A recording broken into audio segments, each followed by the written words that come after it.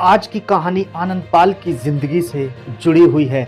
ये वही आनंद पाल है जिसकी गर्लफ्रेंड रही अनुराधा चौधरी यानी रिवॉल्वर रानी, जिसे मैडम मिंज के नाम से भी जाना जाता है, जो अब अपना घर बसाने जा रही है संदीप उर्फ काला जठेड़ी के साथ। जठेड़ी गांव का दरअसल नाम है। एक था आनंद पाल, अपराध जगत का ऐसा कुख्यात चेहरा जिसने राजस्थान पुलिस की नाक में भी सालों तक दम किए रखा। एनकाउंटर में मारे जाने के बाद भी प्रदेश की कानून और शांति व्यवस्था बेदम हुई और लाश रखकर कई दिनों तक हजारों लोगों ने प्रदर्शन किया, जिससे राज्य की राजनीति भी अछूती नहीं रही। आनंद पाल एनकाउंटर के बाद जातीय और राजनीतिक लाभ के लिए लोगों ने उसके नाम को खूब भुनाया भी। ऐसे में जब अपराध की दुनिया में उसके पड़ने वाले कदम जहां से तेज हुए, उस मामले में आए फैसले ने कहानी एक बार फिर से याद दिला दी है। नमस्कार, आदाब, सत श्री अकाल। आपका स्वागत है today crime file with Tahir Khan के इस बेहद ही खास प्रोग्राम में। आज एक बार फिर हम गुनाह और गुनहगार को बेनकाब करने की कोशिश करेंगे। जब होता है अपराध तो शातिर अपराधी छोड़ता है सबूत। इन्हीं सबूतों की बिना पर होती है अपराधी की तलाश। जब अपराधी का चेहरा जुर्म से होता है बेपर्दा तो छिप नहीं पाती अपराध की कड़ियां। इन्हीं जुड़ती कड़ियों की बिना पर मिलती है सजा। आनंद पाल करीब 2 साल पहले मालासर गांव में राजस्थान पुलिस और एसओजी के संयुक्त ऑपरेशन में मारा गया। 2 साल तक उसने राजस्थान पुलिस को छकाया। ऑपरेशन के बाद 2 से 3 घंटे तक गोलीबारी में 6 गोलियां आनंद पाल के सीने में लगी और वह मारा गया। उसके 2 साथी पुलिस के हत्थे चढ़े। राजनीति से लेकर आपराधिक गैंग बनाने, बदमाशी से लेकर लूट तथा चुनाव में हाथ आजमाने वाले आनंद पाल को कुछ लोगों ने मसीहा तक बता दिया, परंतु अपराध की दुनिया में कदम रखने से पहले वह वैसा बिल्कुल नहीं था। आज इसी पर हम पूरी कहानी आपको बताने जा रहे हैं। पहले शिक्षक बनना चाहता था, फिर दाऊद इब्राहिम जैसा बनना चाहता था आनंद पाल। लाडनू तहसील के सांवराद गांव का रहने वाला आनंद पाल सिंह पढ़ लिख कर कैरियर बनाना चाहता था। बांगड़ कॉलेज डिडवाना से स्नातक करने के बाद उसने बीएड की। बताया जाता है कि आनंद पाल खुद भेदभाव का शिकार था, यहाँ तक कि उसकी खुद की बंदौली तक घोड़ी पर निकालने के लिए उसे अपने मित्र, जो कि बाद में उसका दुश्मन बन गया, की मदद लेनी पड़ी। वह शिक्षक बनना चाहता था, लेकिन अपराध की राह में ऐसा भटका कि दाऊद इब्राहिम उसका आदर्श हो गया। वह उसकी स्टाइल फॉलो करता था। जो युवक पढ़ लिख कर चौक थामना चाहता था हाथ में, वह बुलेट प्रूफ जैकेट पहनकर खून की होली खेलने का शौक पाल बैठा। बताया जाता है कि आनंद पाल जब जेल में बंद था, उस वक्त वह दाऊद पर लिखी किताबें पढ़ता था। वह दाऊद की तरह जिंदगी जीना चाह रहा था। दाऊद की तरह आनंद पाल को भी पार्टियां पसंद थी। वह दाऊद की तरह ही गोगल यानी चश्मे पहनता था और काफी फैशनेबल भी था आनंद पाल।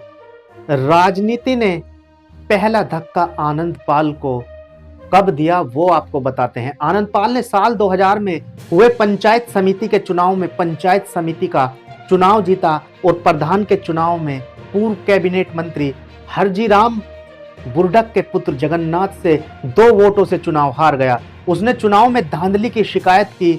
इसी साल पंचायत समिति के स्थायी समितियों के चुनाव में हरजीराम बुर्डक से उसका विवाद हो गया और आनंद पाल का राजनीति में एक मुकाम हासिल करने का सपना चकनाचूर हो गया। कहा जाना गलत नहीं है कि आनंद पाल को राजनीति ने पहला धक्का दिया, जिससे फिसलकर वह अपराध के दलदल में जा फंसा और निकल नहीं पाया।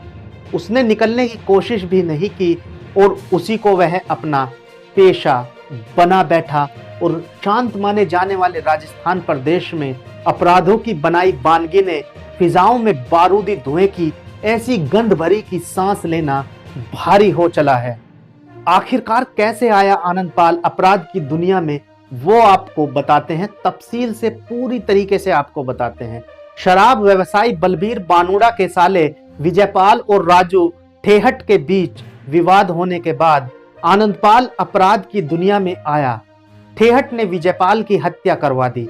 इससे बलबीर और राजू ठेहट की गैंग अलग हो गई। साल 2006 में आनंदपाल ने बानुड़ा की गैंग ज्वाइन कर ली और अपराध की दुनिया में आगे बढ़ता चला गया। आनंदपाल ने लूट, डकैती, गैंगवार व हत्या की 2 दर्जन से ज्यादा अधिक वारदातों को अंजाम दे डाला। साल 2011 तक खुद गोदारा मर्डर, पोगावट हत्याकांड से कुख्यात हुआ। इसके बाद आनंदपाल ने अपना आतंक रोका नहीं और राजस्थान में अपना वर्चस्व बनाने की राह पर निकल पड़ा। डिडवाना में ही 13 मामले दर्ज थे, जहां 8 मामलों में उसे भगोड़ा घोषित कर दिया गया था। जीवन राम से दुश्मनी और उसकी दिन दहाड़े हत्या का आरोप भी आनंदपाल पर लगा। आनंदपाल और जीवन राम कॉलेज के दिनों से ही बहुत अच्छे मित्र थे। आनंदपाल की घोड़ी पर बिंदौरी जीवन राम ने ही निकलवाई थी, लेकिन चुनावी राजनीति में हार के जातीय समीकरण और शराब के धंधे में अलग होने के बाद जीवन राम गोदारा से उसके संबंध लगातार बिगड़ते चले गए। इसी बीच खैराज हत्याकांड के अहम गवाह महीप कुमार को लेकर जीवन राम द्वारा संरक्षण दिए जाने से उनके बीच दुश्मनी बढ़ती लगातार चली गई।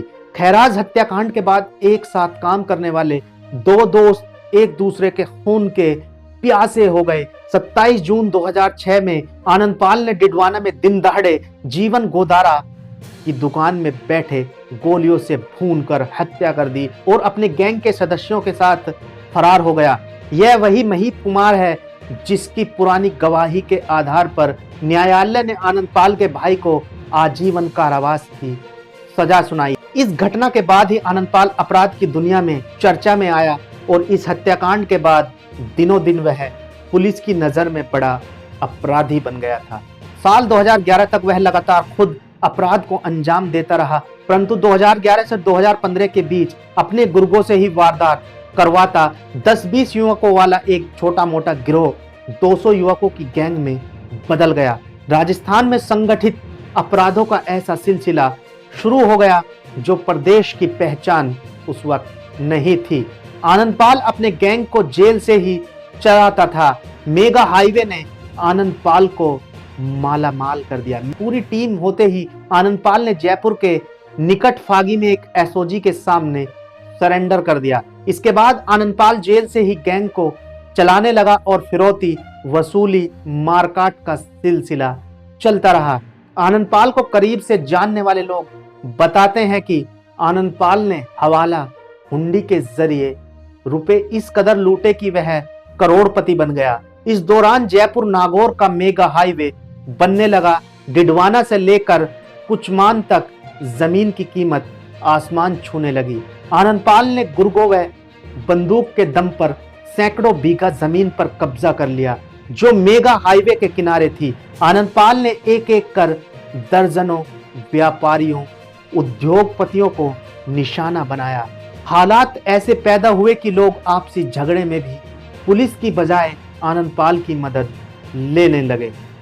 ऐसा बताया जाता है कि जेल में शाही लाइफ जीता था आनंदपाल। किस तरीके से वो शाही लाइफ जेल में जीता था वो आपको बताते हैं। जेल से भागने के लिए आनंदपाल ने जेल के डिप्टी से लेकर मुख्य प्रहरी को धनबल के प्रभाव से काबू में कर लिया था। बताया जाता है कि जेल में उसकी एक महिला सहयोगी अनुराधा भी मिलने आती थी।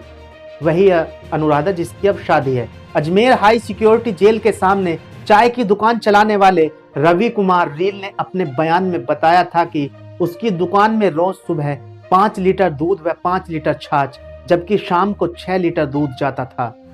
आनंदपाल के खाते में हर महीने 20,000 रुपए का दूध, छाछ जेल में पहुंचाए जाते थे। अजमेर का रहने वाला महेंद्र सिंह हर सप्ताह इसका एडवांस हिसाब करता था। इसमें से आधे से भी ज्यादा दूध कुख्यात कैदी आनंदपाल खुद पीता था।